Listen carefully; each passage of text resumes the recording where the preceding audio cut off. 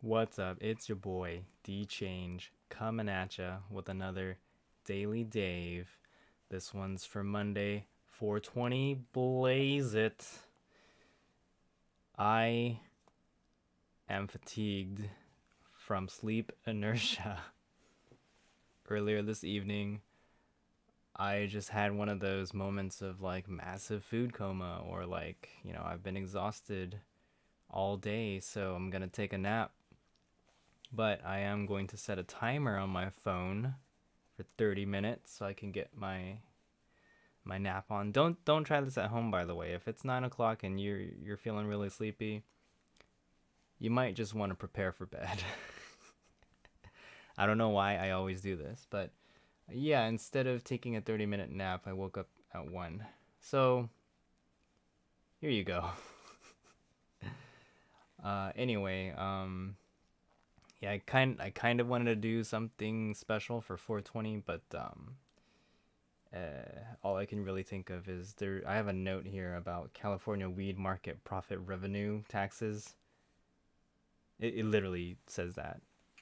It was a thought I had a long time ago, or a while ago, after I think actual state legalization. But the idea would be to compare or to find out the data about um, how legalizing a drug could contribute to state revenue, right? I mean, I think one issue a lot of people do talk about, regardless of where you fall in politics, is the money inside of California and how it's generated and where it gets distributed, where it comes from, etc. So that was something I felt like was a worthy topic to look into. Maybe just not right now, purely because, well, I don't know if they're considered essential businesses. I doubt it. I have heard in some places that that is the case, so I don't know. But I mean, one interesting thing about dispensaries in general is that banks don't want to, like loan to them or kind of handle their money, so to speak. Um, oh yeah, because it's not uh, federally legal, right? It's in the U.S. It's very much a state by state um, type of. It's legal based on the state you're in. That's I'm trying to I'm trying to figure out the words, man. Still so sleepy. I should have just gone to bed. But yeah. So because it's kind of an incomplete system. Unfortunately, like I feel like businesses that try to get into that industry, they're of a certain type. Like they can handle the losses, or they're very risky. They take cash only, so they've got their own set of problems. And during this whole like economic downturn and pandemic, I really don't know where they fall. They might not be eligible for aid. They might be hurting really, really badly because of this. Like if you went all in on a weed shop or something, who knows? But I mean, I've heard someone told me they do weed delivery, so I guess it's still happening. You know, people still getting their kush. Um, yeah. Anyway, I've yeah, that's pretty. I don't know. That's pretty much it. I'm just like, hmm, what else? What else is going on? I don't know.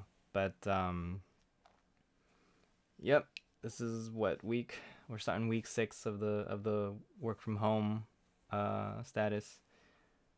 Um, I've got a better setup now, so that's good. I did feel much more productive today purely because um, now I've got like the appropriate amount of screens. Though I noticed that like, man, there's just no. It's just so hard to kind of wrestle with like a laptop and one other monitor when it's not. I guess what I'm trying to say is the screen of the monitor is just so small. So it sucks. Yeah, everything's like super tiny, but then I project mostly everything onto like my main monitor, and I guess like some small things here and there I'll move over to the laptop. This actually reminds me of when I was working in Tokyo. I was first issued a 15-inch MacBook Pro, and so that was like the video editing machine. Plus, it was like the larger model at the company. Everyone else was rocking a MacBook Air. That's why I say that. So I was lucky to kind of have that. So I had that, and then like a 22-inch monitor, and so that difference isn't so great.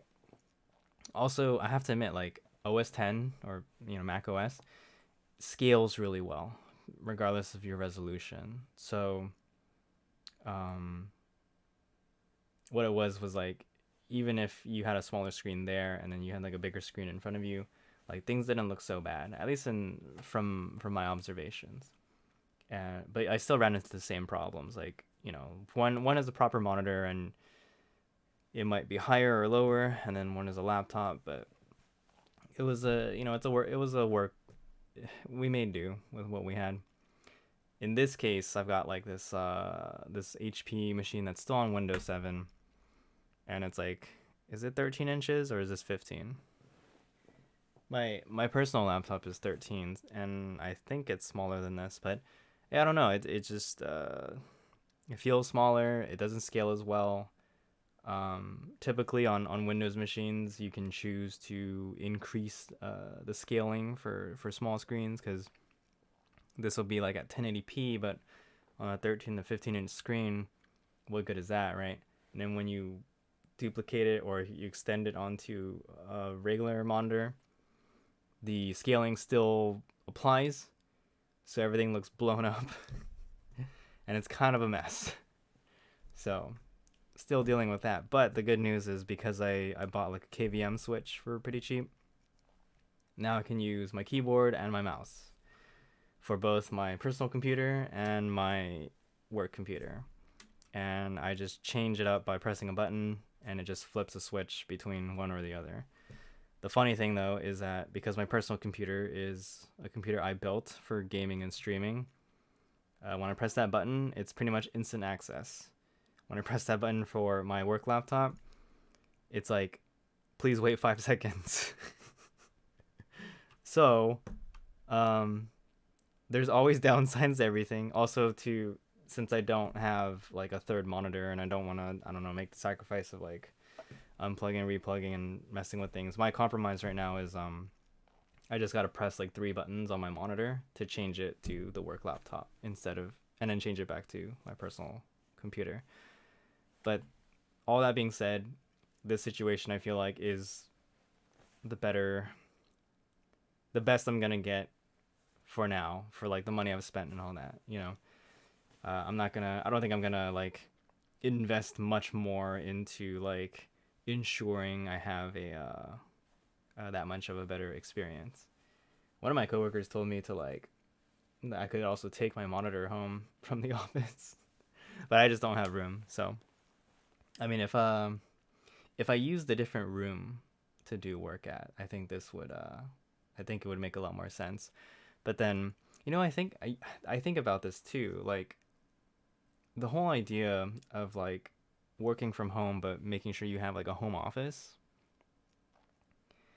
Like I feel like a lot of people that I know in my social circle, like I would feel like this is an impossibility for a lot of us. Like if you live on your own, you're not say you're not married, say you're not dating anyone, you're not living with your family, you're most likely going to live in like a a 1 bedroom apartment or like a studio, right? You don't have that like luxury, right? And I guess if you are looking for a house, if you're if you're a SoCal native like I am, there's not a lot of hope, right? You do have to make a certain amount of money in order to even like get close to like being financially viable for a house at like market prices.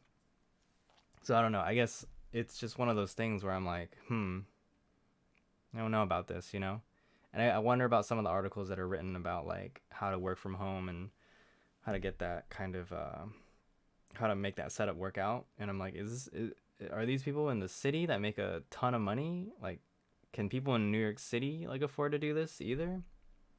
Like you always hear about, rising housing prices and kind of how it's impossible for millennials to really own property and stuff like that. So I don't know. It's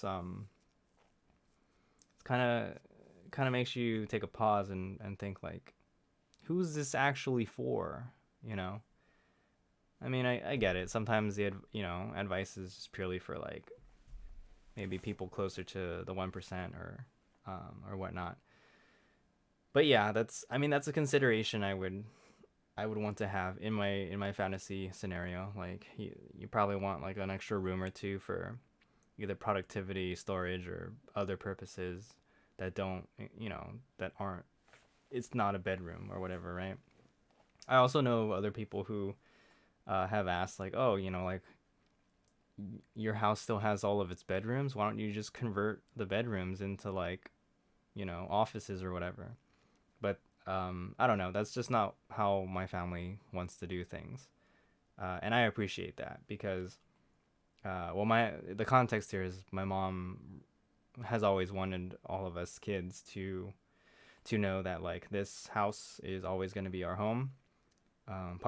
That's partially because she's been separated from her family for so long, I mean, they get to visit and we get to go visit and stuff. But I mean, she's the oldest, and she's the one sibling that basically left the family, right? Like they're all in another country, and she's the one who came to the States. So she always wanted us to like stick together, or know that we could be together, right?